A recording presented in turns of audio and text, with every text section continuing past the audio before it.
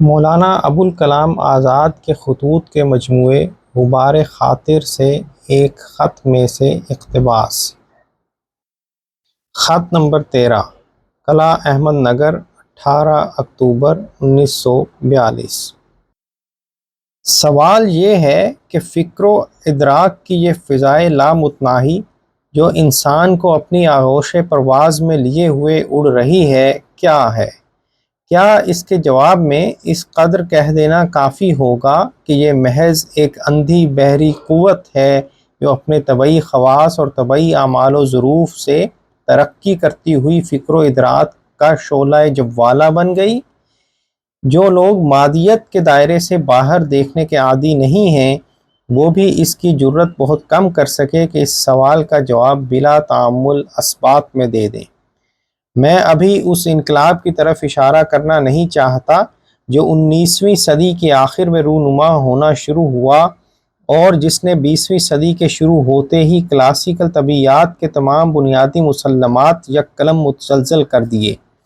میں ابھی اس سے الگ رہ کر ایک عام نقطہ نگاہ سے مسئلہ کا مطالعہ کر رہا ہوں، اور پھر خود وہ صورتحال جسے ہم نشو ارتقاء ایوولوشن سے تعبیر کرتے ہیں کیا ہے اور کیوں ہے؟ کیا وہ ایک خاص رخ کی طرف انگلی اٹھائے اشارہ نہیں کر رہی ہے؟ ہم نے سینکڑوں برس کی سراغ رسانیوں کے بعد یہ حقیقت معلوم کی کہ تمام موجودات ہستی آج جس شکل و نوعیت میں پائی جاتی ہیں، یہ بیک دفعہ ظہور میں نہیں آ گئیں، یعنی کسی براہ راست تخلیقی عمل نے انہیں یکایک یہ شکل و نوعیت نہیں دے دی، بلکہ ایک تدریجی تغیر کا عالمگیر قانون جہاں کام کرتا رہا ہے، اور اس کی اطاعت و انقیاد میں ہر چیز درجہ بدرجہ بدلتی رہتی ہے، اور ایک ایسی آہستہ چال سے جسے ہم فلکی اعداد و شمار کی مدتوں سے بھی بمشکل اندازہ میں لا سکتے ہیں، نیچے سے اوپر کی طرف بڑھتی چلی آتی ہے۔ ذرات سے لے کر اجرام سماوی تک سب نے اسی قانون تخیر و تحول کے ماتحت اپنی موجودہ شکل و نوعیت کا جامہ پہنا ہے۔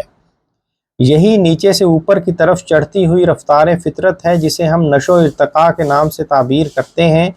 یعنی ایک معین طے شدہ ہم آہنگ اور منظم ارتقائی تقاضا ہے جو تمام کارخانہ ہستی پر چھایا ہوا ہے اور اسے کسی خاص رخ کی طرف اٹھائے اور بڑھائے لیے جا رہا ہے۔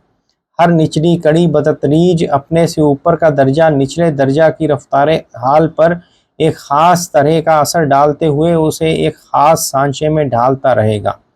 یہ ارتقائی صورتحال خود توضیحی سیلف ایکسپلینیٹری نہیں ہے، یہ اپنی ایک توضیح چاہتی ہے، لیکن اس کی کوئی مادی توضیح ہمیں نہیں ملتی۔